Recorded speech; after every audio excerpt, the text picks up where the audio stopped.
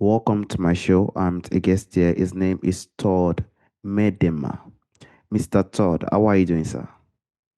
I'm doing great, thank you. How are you? Fine, thank you very much, Mr. Todd. And also, thanks so much for the time and the opportunity, Mr. Todd. Firstly, you are an author. You also studied technology and you're into entrepreneurship and design. Can you please, Mr. Todd, discuss more about yourself and how you are doing currently now, Mr. Todd? Yeah, so I studied technology, entrepreneurship, and design, really looking at the world from this lens of how can we build impactful technology that has a strong business model that is usable by humans. So I went from there to found a couple of startups, work in self-driving cars, and then ultimately discovered the importance of the environment, climate change, and sustainability. And so I did a very large career shift from self-driving into renewable energy and grid scale battery storage. And through all of that,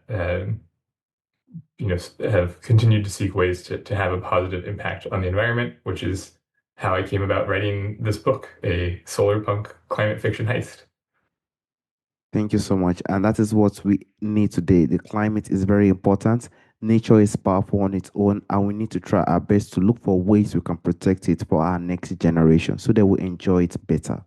And that is why I would like to drive to your trader book, which is how to solve a hurricane. Can you please, Mr. Todd, discuss more on the book? And do you plan to write more books in the coming future, Mr. Todd? Yeah, so How to Surf a Hurricane is what I like to call a hopeful climate heist. It is a heist story like Ocean's 11, but with a kind of an undertone of hope and adaptation about the climate. So, in the midst of this heart-pounding thriller, the characters are confronting with and adapting to changes in the climate. And yes, I do plan on writing more books in the future. Definitely. I thank you for that because those climate issues are things that we need to drive to. And that is why I would like to drive to thrillers, which often looks entertaining most of the time, but they can also highlight real world issue. What really inspired you to connect the adrenaline of the haste with the urgency of sustainable energy, Mr. Todd? Yeah, I mean, I think there is a great direct analogy between the intensity of a heist and the intensity required for climate. But the original idea occurred to me when a climate friend of mine shared this kind of storytelling toolkit for the climate. And they were like, hey, look, right now there are three archetypal stories about the climate. Either some tech billionaire genius like Iron Man or someone is going to save us all, or the kids and the future generation is going to save us all, or the future is going to be this dystopia hellscape that we deserve because we disrespected the environment. And there's there's a lot of stories like that, but like they've kind of all run their course. Like we to bring new people into the environmental movement, we need new types of stories. Mm. And I, as a big fan of heists, was like, yeah, I've never read a climate heist before. Like, we should have one. And that is how it actually came about. And that is the beauty. When we check about the ice that you said and the urgency of sustainable energy, those are things that we need to drive to and also try our best to build upon. And that is why I would like to get to the point of people believing because people feel like risking everything for a cause might be a issue at times. When risking everything just to get something might be a very, very big risk on its own. So your protagonist, that is Mono, isn't a trained criminal mastermind. He's just determined and he did what he know he could do. What do you think the readers can also learn from his perspective and willingness to risk every single thing for a cause, Mr. Todd? Yeah, so Moro, he's just a an engineer who decides to embark on this heist with, no previous criminal background. And to me, it's about this idea of not waiting until you're 100% ready. I think especially in the modern world where so many fields require all sorts of degrees and certifications, we get this idea of like, oh, the expert, you have to be an expert to do it. You have to have a PhD to do this or that. And sometimes that's true. I kind of want a PhD to forecast my weather. But a lot of things in life, it's like you can start acting before you're 100% ready, and then you learn on the job. And so yeah, just don't be afraid. Just if there's something that you really want to do, just start doing it. Thank you so much. Because in the life we find ourselves today, people would love to know everything about it, and that is what we need to understand. We have to try our best to know the little we know we can do, and by the way, those sense of understanding will develop. Because whether we like it or not, there'll be setback, there'll be failures, and sometimes we'll be scared to do some things as well. But with the little that we have, if we could begin something as Monas did, we can be in a position whereby we continue to learn, we continue to have the setback and failure, and we develop from there. We don't need to have all those knowledge before we actually take a shot on what we want to do in life. And that is very beautiful. Thank you so much for Exactly. the insight, Mr. Todd. And also, I would like to dive into people facing their own storms because people feel like if I'm having any issue in life, I think I should have it with people and stuff like that. And your story also drive to the point of Mono having this uncertainty play of huge journey in his role. What do you think listener can also take away about facing their own storms, whether professional or personal or environmental, Mr. Todd? Yeah. So when taking a big risk in life, doing something like changing careers or doing a heist, it's very natural to feel that fear, that uncertainty, that stress inside of you. Uh, and something that really helped me through that process personally was realizing that there's different kinds of fear and stress. There's the stress of excitement and growth, and then there's the stress of like this is dangerous and I shouldn't do it. And being able to tell the two apart can really help you move forward with confidence. Because doing anything worthwhile in life is stressful, is scary. But if you know it's a good thing, if you're also excited about it, then that stress is actually helpful. It's activating your body, your mind, helping you be sharp and aware and focused. And so that's not something to shy away from. That's something to be like, yes, my body is almost encouraging me to do it, even if it feels stressful and scary. And that is the main reason we have to do what we love. We have to do what we are comfortable with. If we can be in a position whereby we do what we love and we do what we are 100% comfortable with, no matter what comes by our way, or no matter how we want to even start, we will always be ready to face every single one of it because it comes from the heart and it comes from underneath. So the love is very important for whatever we want to embark on in life. And also, I would like to drive to the point of storytelling, which can make big issues feels relatable. How do you think thrillers like yours can also raise awareness about global challenges in a way that facts alone cannot, Mr. Todd? Yeah, I love this question. So I mentioned a little bit earlier, like these three archetypes Yeah. of climate storytelling. But the other piece that inspired me to write How to Surf a Hurricane was learning that humans are storytelling creatures. We naturally respond to stories much, much better than statistics. And this is backed by a lot of research. And so, you look at a lot of the environmental movement today and you're like, wow, we have like a statistics problem. It's like degrees Celsius of warming and gigatons of CO2. And like we have all of the numbers, we have all the data, but like it's so hard to understand at a human scale. And so I think that is where storytelling in all of its forms is so, so critical to help people understand and care and get excited about protecting the environment and taking action. Yes, because if we do not do that, who else will do it? We have to try our best to protect our environment, take care of it, care for it, because these are natures. Because let us just imagine if there's a very serious flood going on around. It kills a lot of people, it devastates a lot of lives and people's life as well. So we have to know how to care for our surrounding, care for nature, and show its love and care, because one thing about nature is it is divine. It is something we don't know how it's been made of, and it's really we really connect with it in a very, very powerful way. So we should learn to try our best to care for things like that. And also, Mr. Todd, the hurricane itself also became almost like a character in its own. What lessons do you think listeners can also draw from the nature's raw power in relation to our human choices, Mr. Todd? That's funny. I never really thought of the hurricane as a character of itself, but I guess we name hurricanes. So that's a funny story idea. I like it.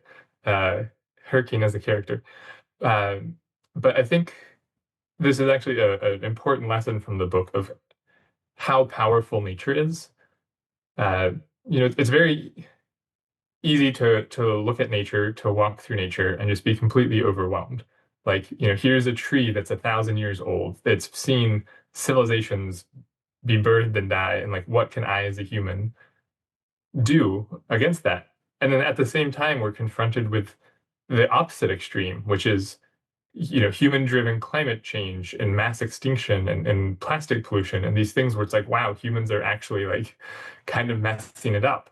But there's this third lens, which is humans as co-stewards with nature, which is, sure, we always think about the human impact on nature as bad, climate change and holes in the ozone and all this. But what if we look at it more of like a Native American perspective of we work together with nature to strengthen and rebuild and make nature more resilient. And we see stories like this where people are going out helping endangered species recover, helping restore wetlands and ecosystems. And it's like, yes, let's do more of that. We need to continue to do more of that. Like, if we can try to save these natures, because even we do know that there are a lot of animals, there are a lot of crops by during those historic time that are no more existing in our time today. There was also even a discovery I was even watching one time like that that says the number of species inside the water are really declining. And that shows the essence of the huge way we are really not caring for nature. And it is not going to be good on us. And it is not going to even be good, most especially for our next generation, because they will be the one to suffer for this. So these are things we need to work on. We have to try our best to revive those things, plant trees, plant things, and also take care of the ones we see in the sea. Those are things that would bring the beauty of the world we find around us, and we need to care for those. And also, I would like to also dive to your book also, and the message you think people could carry with them. What do you think the message you think people could carry with them when it comes to courage, risks, and responsibility for the planet, Mr. Todd? Yeah, I think we touched on this a little bit earlier, but this idea that courage and risk almost requires fear. And there's a quote in the book that the word courage comes from the French word cœur or heart, and so to have courage, you must first feel afraid. And uh, in some ways, the way I live my life personally now is almost follow that fear, go towards the fear rather than away from it. Um, and yeah, and pushing yourself to do what you know is right, even if it's scary, is it's uncomfortable. It's not pleasant, but it's how you live a life that I think you at the end of the day feel worthwhile. How you look back on your deathbed. That's a question I ask myself a lot. Is like, if I'm on my deathbed, hopefully, 60, 70, 80 years old, Mm. how do I look back on my life and be like, I'm proud of what I did, and that takes courage, that takes fear. So Completely agree with you. We all have the same fear and also responsibility as well. The planet we are living in is very beautiful. If we really care for it, is really going to drive us and give us good results. And that is why the caring that we have for it was the reason why, one of the main reasons why we are having this technology and development we have around us. And that is why we need to continue to care for what we have around us. And I love what you said. In our old age, how are we going to see ourselves? Because whether we like it or not, we're all going to leave this world. And when we leave this world and people say, how can I even remember Mr. Todd? Or how can I remember Mr. Tammy? It should be something very enlightening, something very beautiful, something that connects with nature, with love, and with kindness, with the kind of humanity that we have around us. If we could see all that, then it's beautiful. And that is the beauty of life. Sometimes, most of the time, it's not about everything that we have, it's not about everything that is around us. Sometimes it's might be the little things that we have, little things we do around us. Those are things people will admire when we leave this world. And those are things we have to be thinking about as well. Yeah, Also, okay. and I think, in Western culture, sometimes this gets mixed up where people say, like you have to make it into the history books to matter. Like, your goal is like be the next Einstein or Elon Musk or whatever. And it's like, I think that's really the wrong perspective. Like only a few people per generation get in a history book. And, if your goal in life is to become like the next famous actor, you're probably going to fail, just being realistic.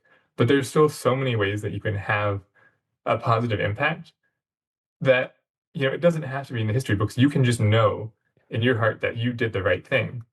And that's enough. And the other thing too is, the book is a lot about the environment, but it doesn't just have to be about the environment.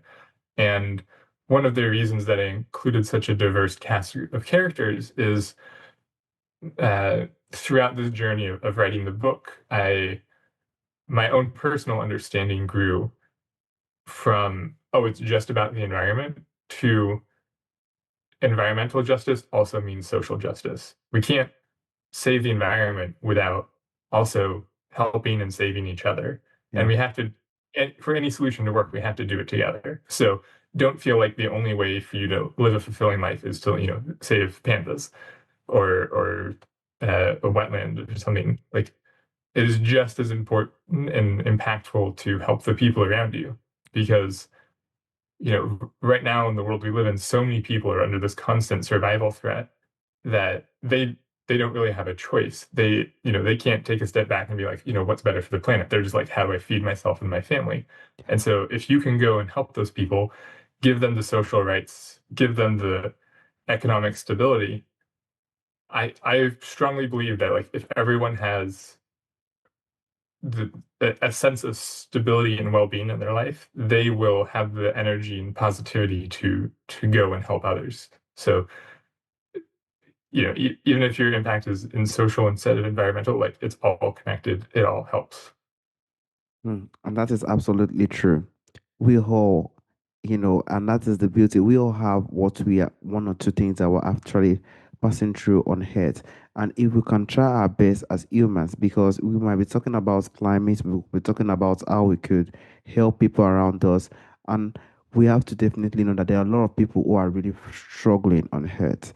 Because even I myself, I do know, even my continent, I do know how tough it is over here. And that is how we have to definitely up ourselves. We have to show the kind of kindness, love. Even how are you doing to some people mean a lot to them. And that is the beauty of the world. We have to learn to help each other, rise each other up. We do know that the world that we are now feels pressured. I have to be honest, Mr. Todd is isolated and is pressured, and people are really more selfish in our time today. And that is why we need to correct ourselves because we might not be the one who suffered this. It might be the next generation who suffered this thing. And we have to show the sense of kindness, love, and care. And I love what you said in the beginning of the conversation. People want to be in the history book, people want to be in the history book. And that is not the case most of the time. Even the ones that are in the history book, most of them did not even imagine that they will be in the history book. They just said, let me just see how I can do this. I just want the world to be in a better place.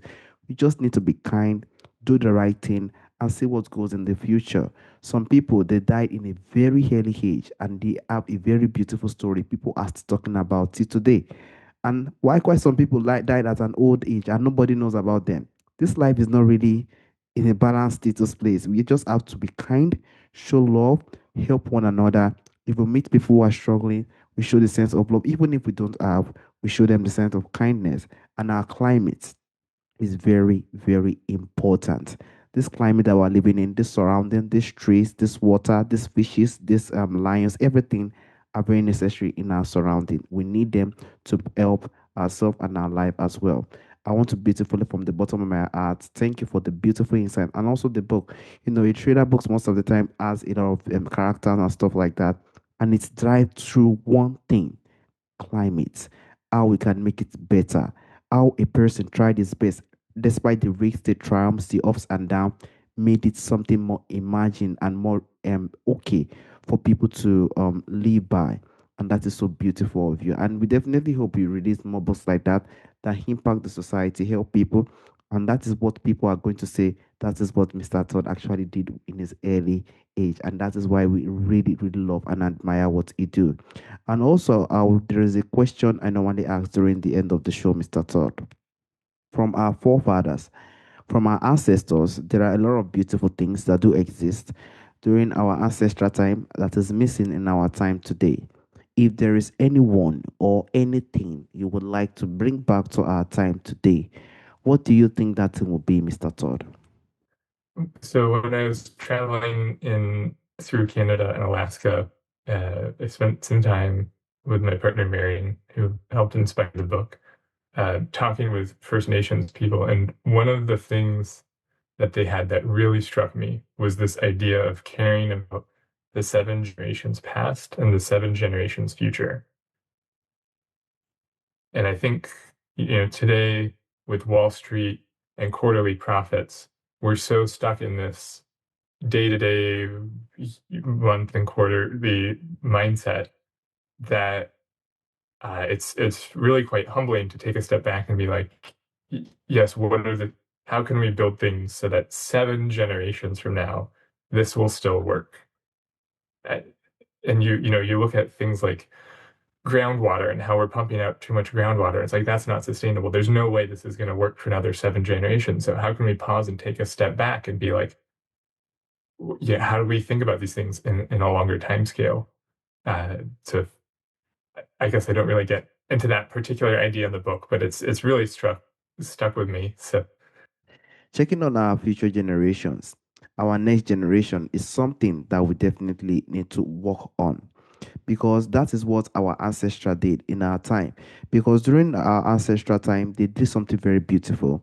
They show the kindness, they have time to show themselves the community, and that is what really helped them to gather it together and build something that was very productive in our time today.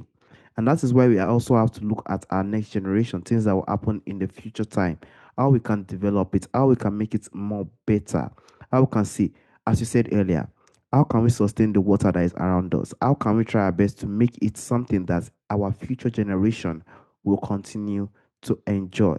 These are things that we need to check on, because if we can do this well, our future generation too will also try their best to make that work for other next generation that are coming too. Because every single good thing that we're having on earth now doesn't last a long time. When it gets to a time, there is a phase, everything changes. Everything changes. During the 19s, 18s, there wasn't technology. Even I will able to even agree with you that none of them even believe that there'll be something like this in our time today. And there is technology. There's now we are talking from a very, very huge distance. And that is the beauty of what we have today. We have to plan for our future and also help the generation that we have coming in the next time. I also want to use this opportunity, Mr. Todd, to thank you for the time and the opportunity. We do hope that more things like this and more books like this comes out so that it will help us sustain our surrounding, helps us to be more better, and also help us to live a better life. Thank you so much, Mr. Todd. thank you so much. And for any listeners who are interested in the book, it's called How to Surf a Hurricane, and it's available at howtosurfahurricane.com. Thank you so much for having me on. All right. Have a wonderful day, Mr. Todd. Bye bye. Thank you. Bye.